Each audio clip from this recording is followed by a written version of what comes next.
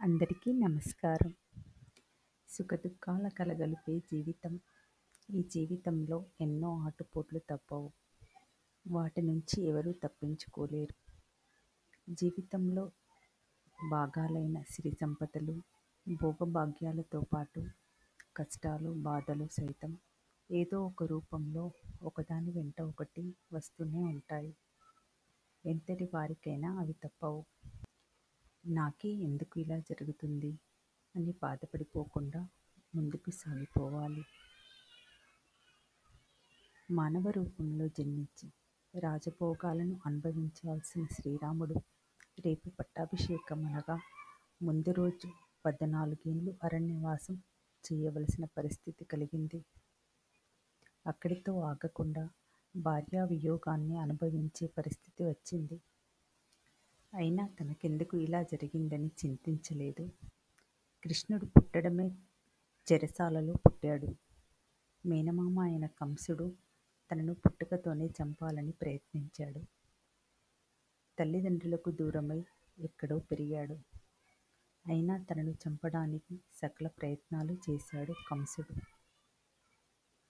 చిన్నతనం నుండి ఎన్నో బాల అరిష్టాలను, కష్టాలను దాటాడు కృష్ణుడు. బ్రహ్మాండాన్ని భస్మీపటలం చేయగల హలాహలాన్ని శివుడు కంఠంలో బంధించాడు. ఏకలవ్యుడు, కర్ణుడు, భీష్ముడు, శకుంతల, అహల్య, సావిత్రి, సుమతి, అనసూయ, నలుడు ఇలా ఎందరో పడరాని కష్టాలు పడినవారే. ఎప్పుడూ తమకే కష్టాలు వస్తున్నాయి అని బాధపడేవారు. పైన ఉన్న వారందరూ పడిన కష్టాలను, బాధలను జ్ఞాపకం తెచ్చుకోవాలి.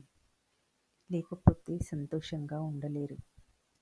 కారణం వారి బాధలే వారికి భూతద్దంలో కనిపిస్తూ ఉంటాయి. ఎవరికీ రాని కష్టాలు మాకే వచ్చాయని కృంగిపోతారు.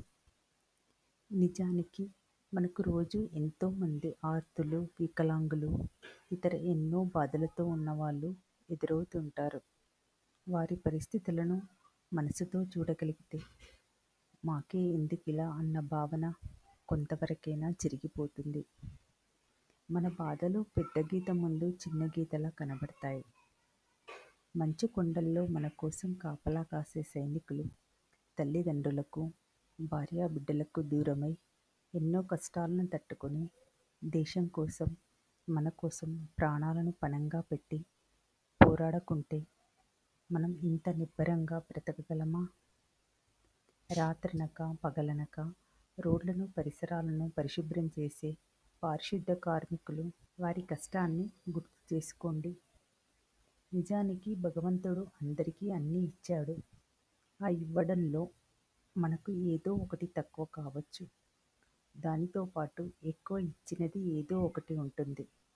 దాన్ని చూసి సంతోషించకుండా కష్టాలని, బాధల్ని మాత్రమే చూస్తూ కృంగిపోకుండా సానుకూల ఆలోచనలతో ముందుకు సాగడమే జీవితం.